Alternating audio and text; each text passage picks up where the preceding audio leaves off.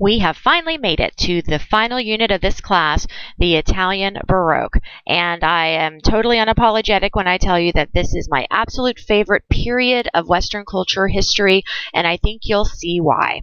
Now on the screen in front of you, you see two words that don't normally go together.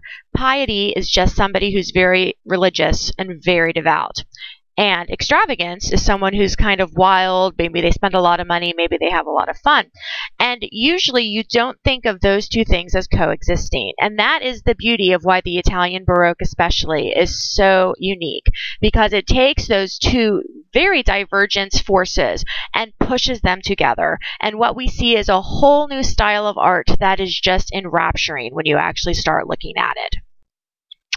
The basic foundation of the Italian Baroque was a response to Martin Luther. As you recall, I'm sure, when we were talking about the Northern Renaissance or the Reformation, Martin Luther had raised some very legitimate criticisms of the Catholic Church when he nailed his 95 Theses to the wall in Germany. And the church, although initially they responded horribly to this, and of course we talked about all the violence and the fighting and the excommunications and so forth that they initially responded to, eventually did take a hard look at those 95 Theses and very grudgingly admit that, yes, maybe Luther had a point. And so what they decided to do was to frankly do what Luther wanted them to do to begin with, just make some internal changes to try to stop the corruption and the abusive practices that the church had been engaged in for a couple of hundred years at this point. However, the problem still remains that half of Europe, basically the northern half of Europe, has now abandoned the Catholic Church and become Protestant. That was not a good thing if you think about it, if nothing else from a purely financial standpoint for the church. All that tithe money was going to other churches, and they wanted to win them back. Now, this was not wholly just a materialistic or financial issue. The Catholic Church also wanted to basically save all those people. They did not intend for all of the Protestants to be, cut off from Christ and everything else, and they did not believe that they were going to be able to achieve salvation if they were not in the Catholic Church. So they launched their own Reformation. It's known as the Catholic Reformation or the Counter-Reformation, to basically try to recapture all those lost Protestants. And as the Pope was sitting in Rome trying to decide how best to do this, he decided that there was one thing that they had that those Protestant churches did not, and that is amazing art. And they decided to try to use that to convince everyone basically to come back to the mother church and avoid basically the Protestantism that they had started to fall into.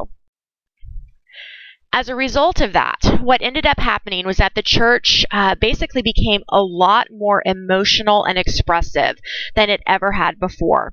And it's essentially, you see that we get intensely personalized visions of religious sentiment from coming out of the paintings, the sculpture, the writings, everything from this period. And everything as far as art, music, and architecture, etc., had to become grand and magnificent to demonstrate the greatness of God. If you remember back to our discussion of the Middle Ages a couple of months ago, you might recall that the Romanesque style was very similar in that they wanted to build those really huge, massive, static cathedrals to demonstrate how great the church was. Well, in some ways they go back to that mentality, but now we're looking at beauty and art and culture and grandness in a way that certainly was lacking in the Middle Ages. Coincidentally, this is also the period where the Catholic Church said, well, heck, if I'm going to lose half of Europe, I better start expanding elsewhere. And isn't it coincidental that America had just been discovered not that long ago? And so they also started aggressively expanding into other continents and not just in Europe and Asia and Africa as they had been before. So that's kind of a result of Luther as well, was the fact that we started getting a lot of Catholic missionaries and Jesuits here in the Americas, as well as their attempts to try to reconquer more or less Germany, England, and France. Now, the Italian Baroque is thus named for a very clear reason, because it obviously was headquartered in Rome at at the beck, basically, of the popes. And this is the new style, and there's something unique here. This is basically Rome's last hurrah as cultural leader. They start this Baroque period, and they're obviously going to be very influential, as you're going to see. But this is the last major art movement to generate, any sort of, international following, because pretty soon France is going to be stealing the crown of religious and artistic dominance, and Rome is going to become kind of a second-tier art city. But nonetheless, they still are dominating right now, and they become excessively detailed and grand and flamboyant in their style. However, even though they are so excessive, they are extremely Christian, extremely focused on Christ. And as I mentioned before, that really became apparent in the architecture, especially the churches. You can't talk about Rome and the Italian Baroque without talking about St. Peter's Basilica, a section of which you see in front of you. When I say flamboyant and excessively detailed, I think you can see exactly what I mean by looking at it. There is not 1 square inch of that surface that is not decorated, and we have intricate carvings on all the walls and all the columns.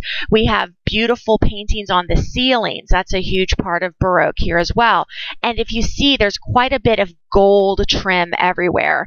Now, if you think about the northern European faiths, the Protestants, the Baptists, the Calvinists, and so forth, this is not what they could do. Like literally, even if they wanted to design churches this extravagant, they frankly didn't have the money to do so. So this truly was the church kind of pulling out all the stops to show people, look at this, look at what we can give you, and look at what you're giving God when you support our church. This slide shows us 2 interior shots of St. Peter's Basilica. The slide on the left, or the portrait on the left, basically shows you a little alcove. And again, just to kind of demonstrate how detailed and ornate all the different aspects were. And we see an integration, if you notice, of some minor sculpture, paintings, tons of geometry. So we're still influenced by the Renaissance here, but just literally every single inch of it covered. Now, on the right, what you see is actually a famous altar that is known as the baldacchino. And it's kind of hard to tell from a scale standpoint here, but it is absolutely massive. It's, I want to say about 20 feet high. It's ornate, it's spiraled, it's detailed. And if you notice kind of the spiral columns going up, they are so fine and intricate that at first they were actually afraid that it wasn't going to be able to sustain the weight of that really heavy top piece. Now, St. Peter's Basilica is where the bones of St. Peter, the first pope, and also, of course, the apostle to Jesus, are supposedly laid to rest. And so it has to be excessively grand. And in fact, after the basilica was completed and kind of refurbished in this Baroque period, the Catholic Church has said that every other church built anywhere in the world must be able to fit inside of the basilica, meaning that none could be bigger or more grand, because how can kind of the home of the Catholic Church be smaller in scale compared to somewhere elsewhere? This is a shot of the exterior St. Peter's Basilica.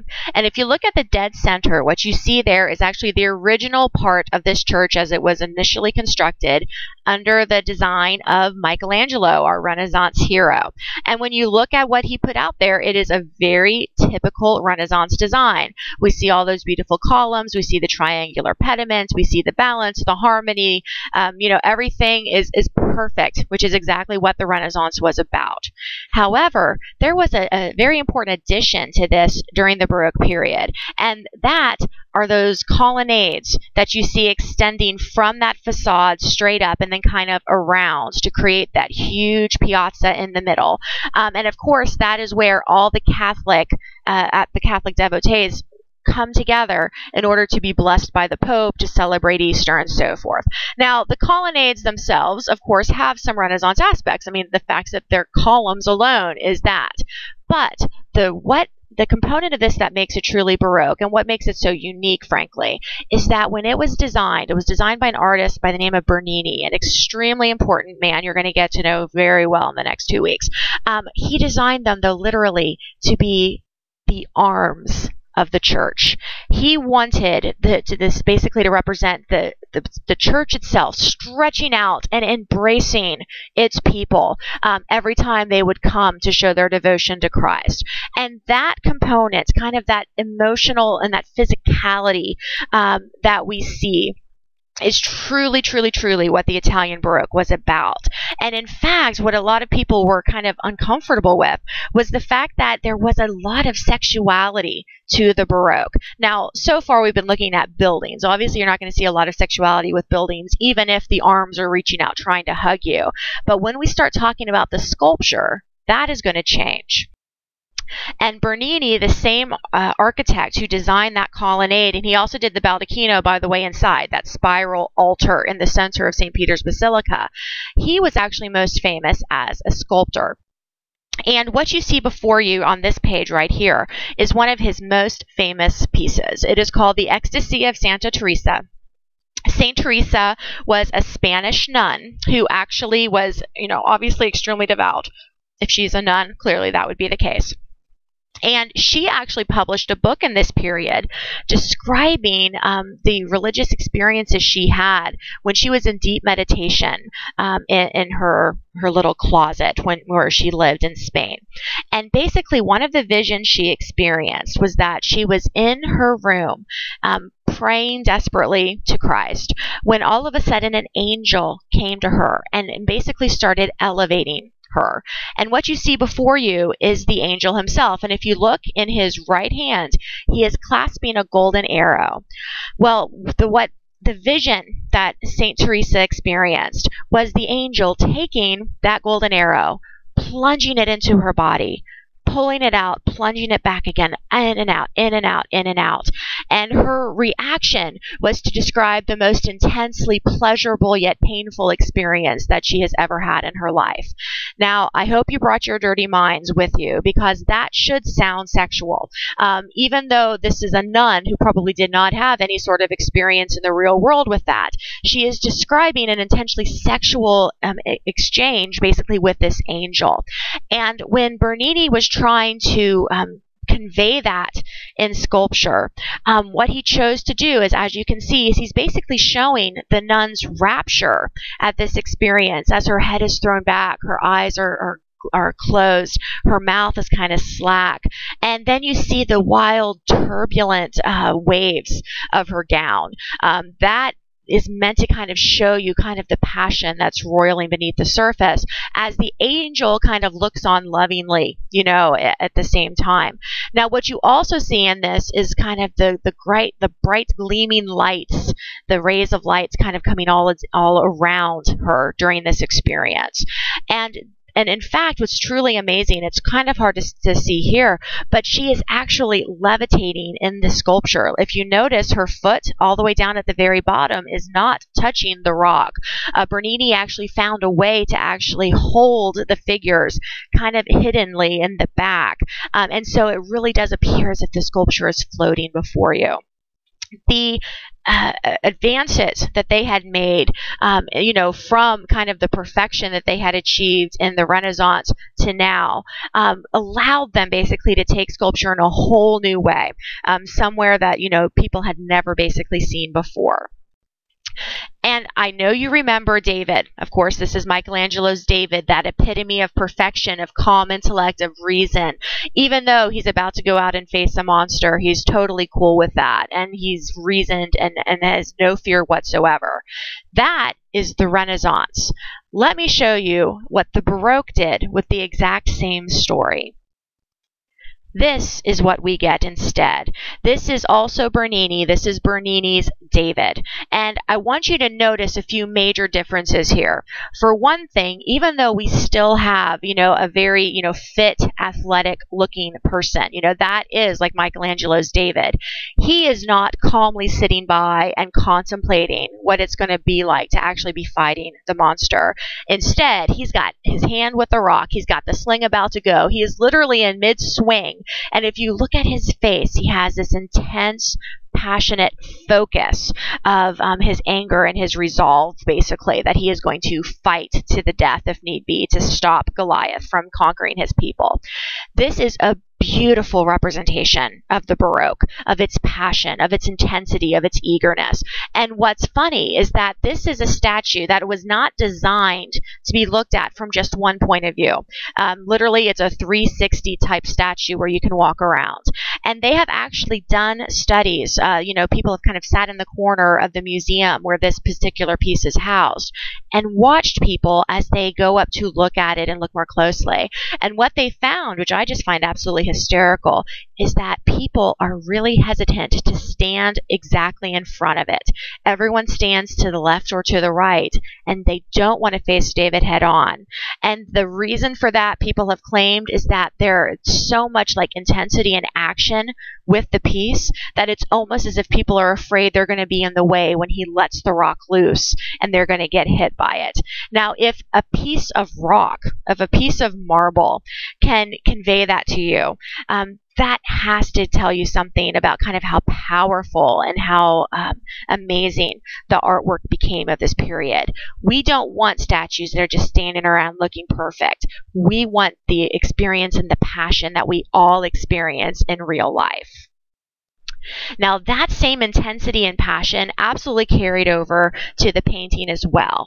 But just like we saw major changes between the Middle Ages and the Renaissance, we too are going to see some major changes now from the Renaissance into the Baroque. The paintings, just like the sculptures, are going to become much more intense and much more passionate. And the first major change we see with this is in the color schemes. I'm sure you remember Michelangelo with his beautiful pastels and the lovely bright colors. I'm sure you remember Da Vinci's Sfumato too, where everything was kind of melding together. What we have instead with Baroque painting is basically the exact opposite of that. It's called tenebrism, okay, which is extreme contrast. Extreme contrast. And you're going to see exactly what I mean in a moment. In addition, we had worked so hard to gain that atmospheric perspective. I mean, we remember back in the Middle Ages, they didn't give us backgrounds. We didn't get detail. Everything was kind of very inaccurate and just floating in space. And even though they achieved that beautiful atmospheric perspective in the Renaissance, what we see is almost an immediate moving away from it and instead looking for just very dark, bleak, black backgrounds. Now, the idea was to heighten the feeling and kind of to intensify what the viewer experienced. And you'll see some examples of that as well.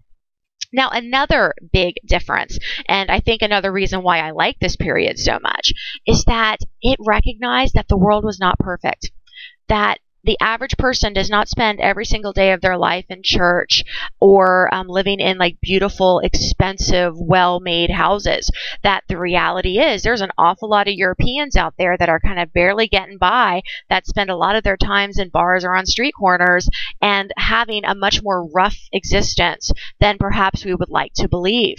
And the church finally recognized that this is true, and as a result started painting or encouraging painters to set their paintings in these less idealized settings.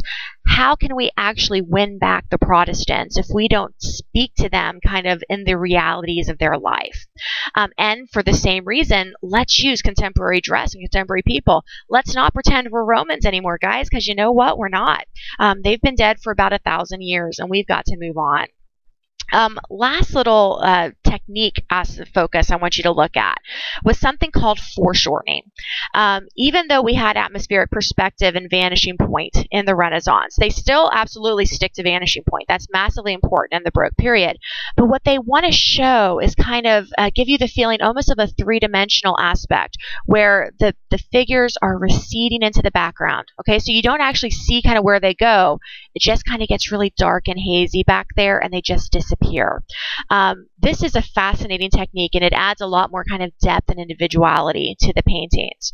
And as far as theme goes, what we also see is an awful lot of sexuality and physical ravishment in this, which again touches the viewer kind of in a much more powerful way than just kind of the idealized, let's go have a picnic by the tree type paintings that we saw a lot of in the Renaissance.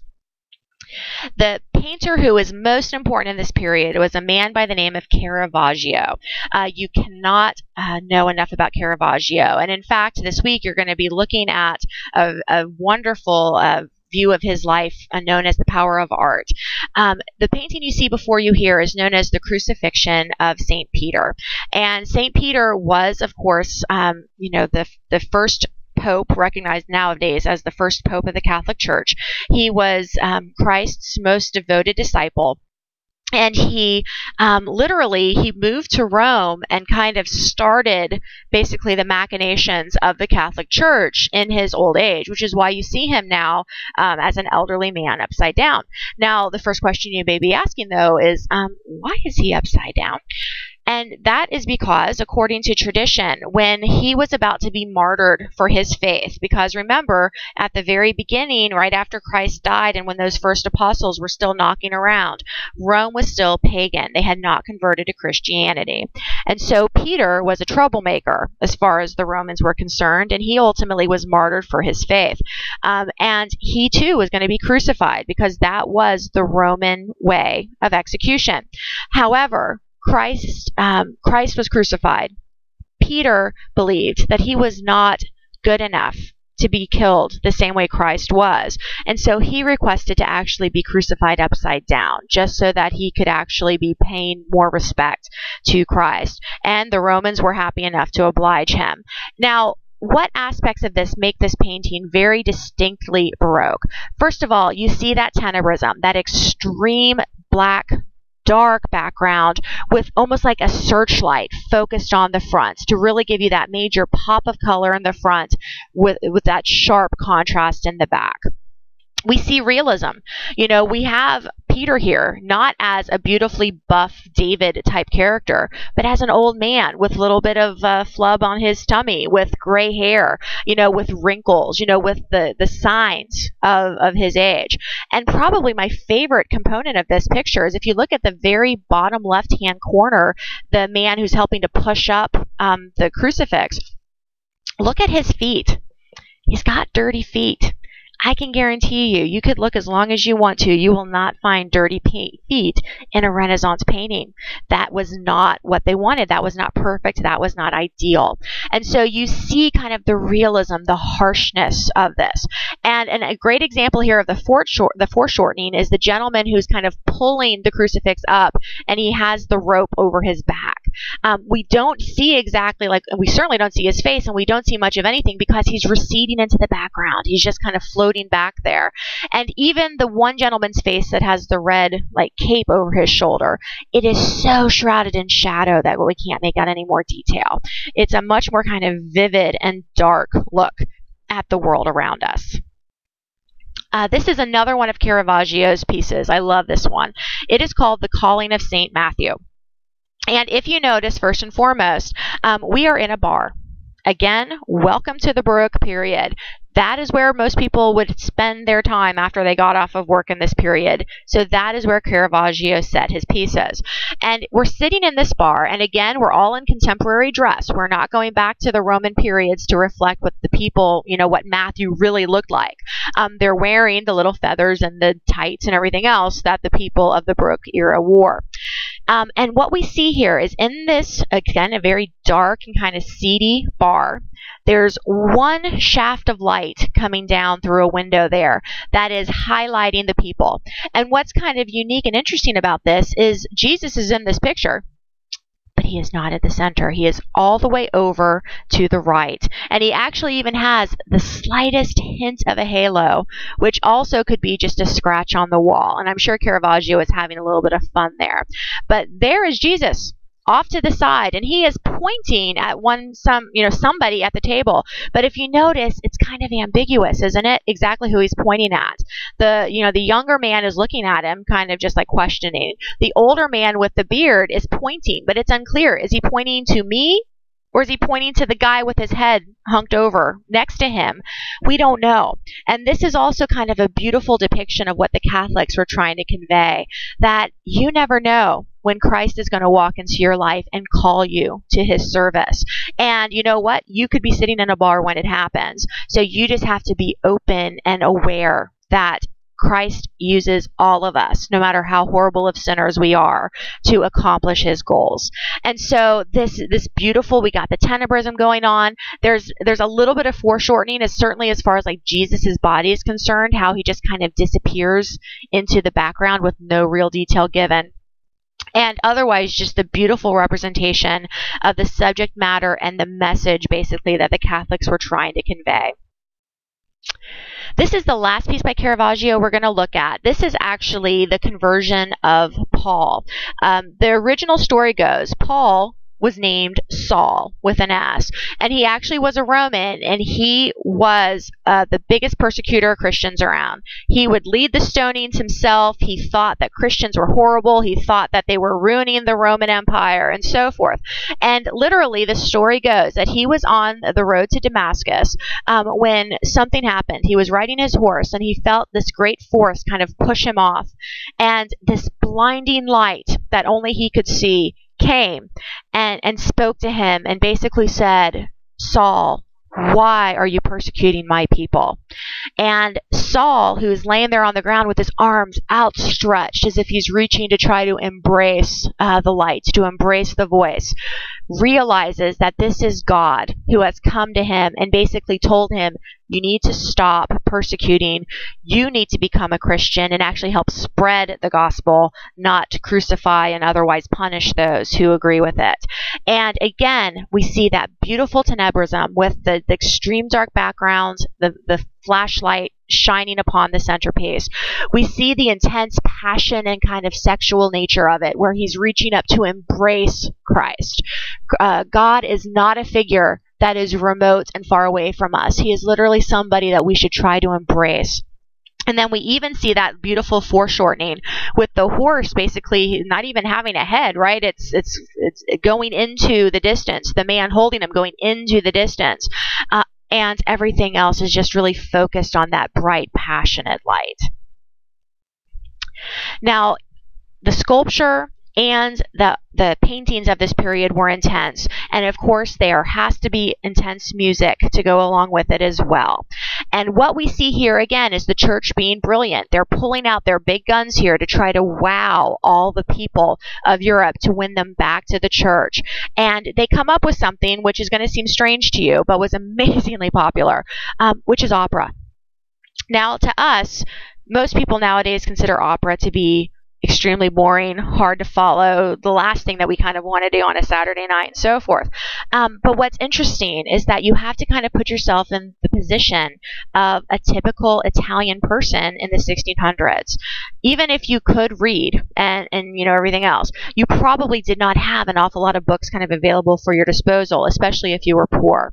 Also, keep in mind, the typical opera that we see nowadays is in Italian. Well, that's of course difficult for us because most of us don't speak Italian, but that would have been their native language. So this basically was the equivalent of us going to any sort of modern rock concert where we actually hear beautiful songs, we see costumes, we see stories, we get set changes, we get all the kind of the passion and excitement of a modern rock concert, but in a little bit more like poetic way, so to speak. Excuse me. And the two biggest guys in this period was a guy named Monteverdi, and he basically invented the concept of opera. Like, it was around a little bit before, but he took it and made it massive. And his original idea, let's put music and a story together. Let's just not sit around and sing a song. Let's actually make it a story.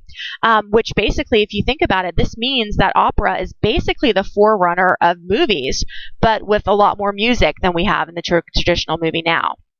Now, also, he started to expand the size of the orchestra. Now, if you look at like a modern day symphony with all the trumpets and all that kind of stuff that we have today, in this period, it was only about 1/4 of the size. Okay. But they started to look at that because they recognized it's like, wow, if you have 2 or 3 instruments playing together, you get kind of a lot more powerful oomph behind it than you do if it's just one. And so Monteverdi makes all these beautiful changes. And the Baroque musician that you should be most familiar with is a gentleman by the name of Vivaldi, also an Italian, who kind of took what Monteverdi did and ran with it and turned it into this amazingly powerful form. And it's very amusing in today's world. We might riot if we were forced to go to operas. In this period, they actually rioted when the operas were sold out, when they stopped their run and so forth, because they were so popular. And so ultimately what we see here is a beautiful combination of every aspect of culture, of music, of art, of sculpture, of architecture, and the church masterfully taking all of these aspects together and basically aiming them at all the Protestants, not to try to damn them, not to try to condemn them, but to try to win them back. And this completes the first section of our lesson on the Baroque period.